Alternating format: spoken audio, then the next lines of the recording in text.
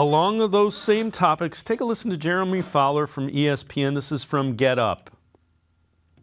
I'm hearing that Baker Mayfield's agent and the Browns have been in constant communication. They both want to work this out and get a deal done. Problem is, I'm hearing from teams that this is being slow played around the league, that teams are sort of waiting for the Browns to either cover a lot of the money, the $18.8 million in salary that's guaranteed, or have to release them outright. And I've even heard to some extent, like, it's so slow that one exec asked me, hey, is it because of like the Deshaun Watson deal that other owners and teams are upset that they did that deal, gave him $230 million guaranteed despite all those issues, that maybe they're icing him out there? Now, there's no proof of that, but it has been slower than expected. I know some league execs are shocked. They said, look, this guy can play. He's shown it. He's had 2 good years.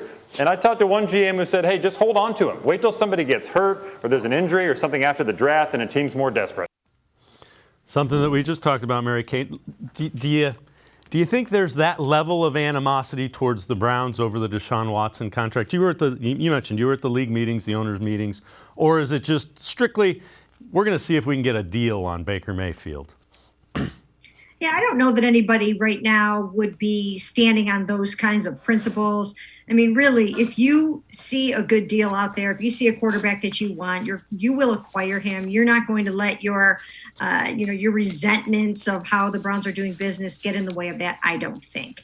I think right now it really does come down to the contract. I think teams would probably have made a deal by now if the Browns were willing to share some of the load and pay some of the freight. But they don't want to do that. They don't really have any reason to do that. They don't need to do that right now. There's no football being played.